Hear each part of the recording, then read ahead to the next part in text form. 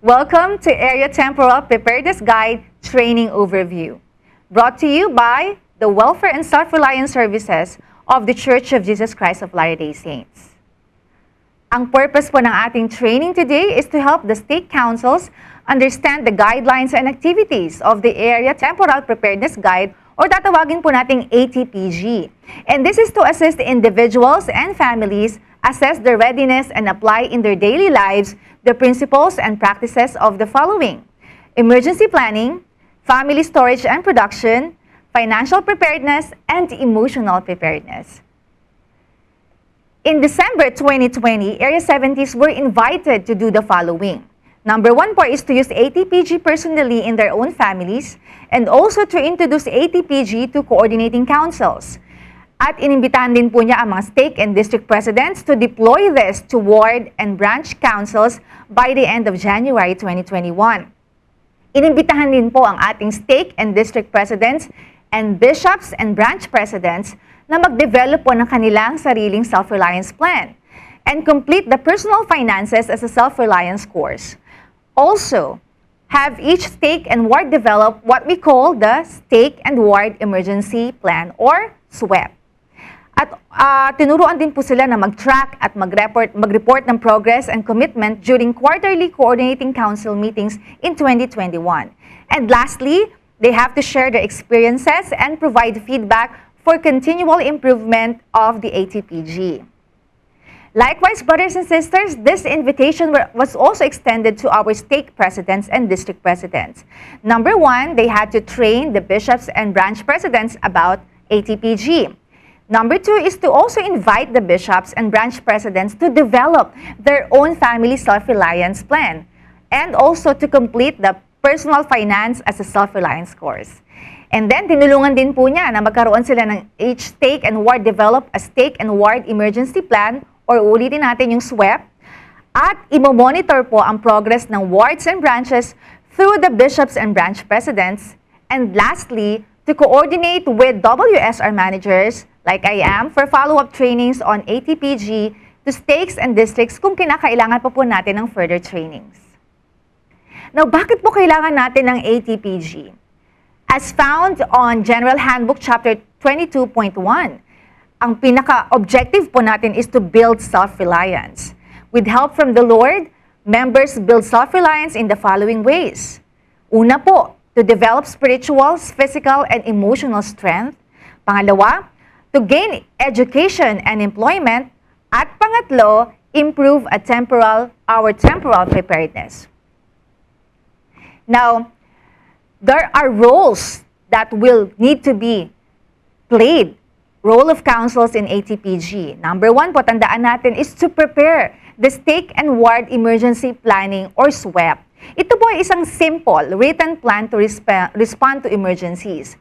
Pangalawa, to be an example of caring for those in need and helping them build self-reliance.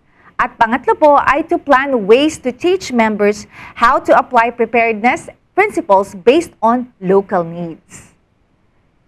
Also, the councils will provide opportunities to become prepared through lessons, activities, and ministering. Huwag po natin kakalimutan yan.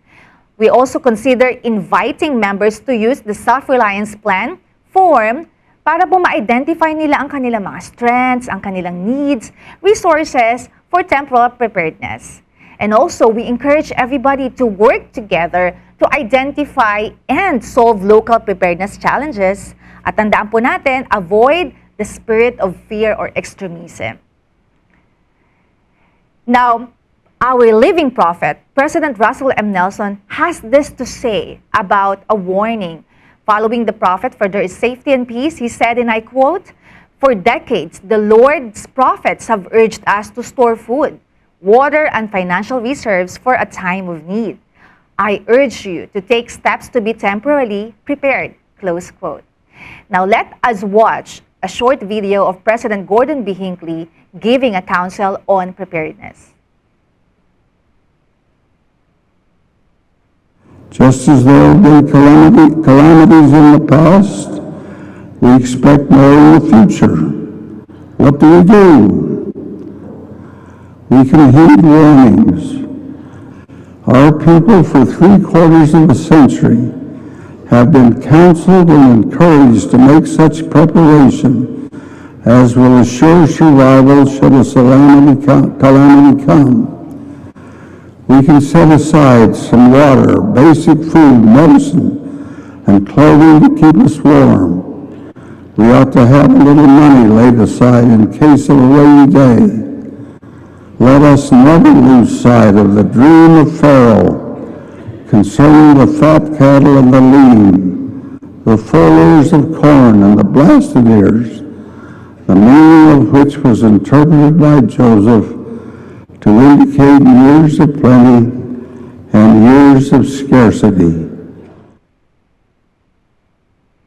Brothers and sisters, napaka-importante po talaga na makinig tayo sa ating mga prophets regarding this caution and also an invitation to prepare for our temporal needs. Now, this is not a new program under Welfare and Self-Reliance Services. Instead, our ATPG is a guide to help individuals and families to organize their activities for their preparedness. And we will focus on the following areas once again. Ito po yung emergency planning, home storage and production, financial preparedness, and emotional preparedness. We will be able to answer why are these guidelines so important in our lives and how can we readily start applying the guidelines and activities that have been suggested to us. So first of all, let's talk about emergency planning. Alam niyo po, we have to prepare our families for potential emergencies by doing the following things. Learn the emergency planning guidelines. Let's also start preparing our home for emergencies.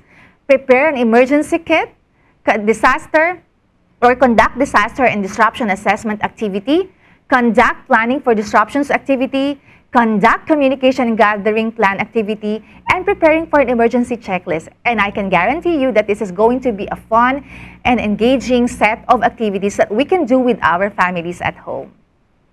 Also, we will talk about the home storage and production in this document so that we can prepare our families for potential low or almost non-existent food and water supplies by doing the following. Study the home storage and production guidelines and food storage frequently asked questions. We can also start storing food and necessities, start our food production and preservation, and conduct planning your home storage activity. Also, in this document, you can find additional activities for individuals and families that can be suited from all sizes and shapes of our families. Okay? Now, the third one is the financial preparedness. Bakit po mahalaga na meron tayong nakatabing pera sa panahon ng mga emergencies? And this one will help us to prepare families to make wise financial choices for potential emergencies by doing the following. Una po dyan ang paying tithes and fast offerings, and also avoiding debt, using a budget plan, learning financial tools, start building a 1-month emergency fund, having insurance, starting saving for retirement, and do other financial preparations. These are all exciting topics that can be found in our ATPG document. And lastly, yung pang-apat po natin, emotional preparedness. We have to prepare ourselves and our families to be emotionally resilient and to help members adapt to challenges with courage and faith by doing the following. Number one is to ensure that you keep yourself emotionally resilient. Dapat mo matatag tayo. Pangalawa, note where to get help if we need more help. And also, kailangan din natin matutunan yung mga ways how to reduce stress and anxiety, know how to find ways to manage stress and anxiety, and we are also inviting you to join an emotional resilience for self-reliance group, which is already happening in so many areas around the Philippines. Now, brothers and sisters, sinabi po sa atin ni Elder L. Tom Perry, preparation is the key. He said, and I quote, "The great blessing of being prepared gives us freedom from fear, as guaranteed to us by the Lord in the Doctrine and Covenants, section 38, verse 30. If you are prepared, you shall not fear." Just as it is important to prepare ourselves spiritually, we must also prepare ourselves for our temporal needs. Each of us needs to take the time to ask ourselves, what preparation should I make to care for my needs and the needs of my family? Close quote. Dinagdagan din po yan ng ating first counselor in the presiding bishopric, Bishop W. Christopher Waddell. He said, and I quote, "Brothers and sisters, in an ever-changing world, we must prepare for uncertainties. Even with better days ahead, we know that the temporal peaks and valleys of mortality will continue. As we seek to become temporally prepared, we can face the trials of life with increased confidence, peace in our hearts, and like Joseph in Egypt, we will be able to say, even in stressful circumstances, there was bread." Close quote. Tandaan po natin na aside from this one, marami pa po tayong other ATPG resources.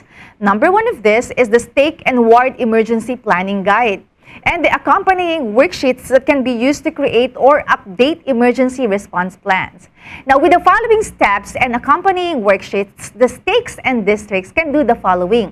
Una po, makaka-create na sila ng tinatawag na SWEP document. At pangalawa is to analyze needs and actions taken para po pag dumating ang ating mga emergencies, they can readily take action. Now, ito po ay isang example ng ating Stake and Ward Emergency Plan. We just have to consider the following when we are doing this, okay? Identify likely disasters that can come our way sa ating mga lugar. We have to gather critical information, and then we can also outline assignments and procedures and identify emergency communication methods. And lastly, kailangan po meron tayong member participation. This is an example, organizational chart of a simplified SWEP. So meron po tayo diyang Ward Disaster Preparedness Committee represented by the Bishopric, Elders Quorum, and Relief Society presidencies. Pero meron po pwede tayong magkaroon ng tinatawag na 72-hour group. And that will be comprised of a group leader, an assistant leader, and group or volunteer members. Another branch that we can have this communication group. At meron din tayong transportation group. Pwede rin tayong magkaroon ng rescue group. And other ad hoc committees that you can add to our simplified War Disaster Preparedness Committee na makakatulong po para ma-mobilize natin ang ating mga actions, ang ating mga plans. Now, this is an example of a simplified SWEP roles and responsibilities.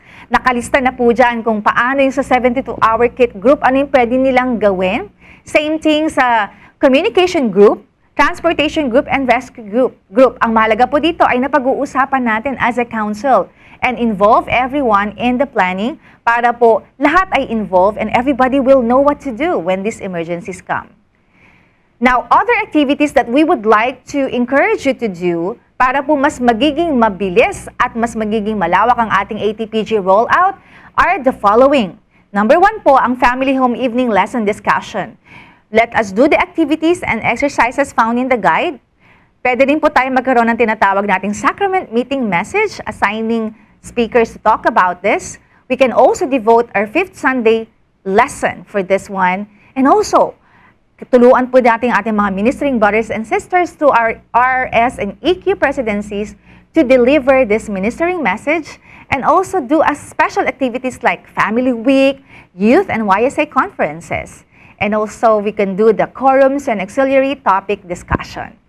Marami po tayong pwedeng magawa.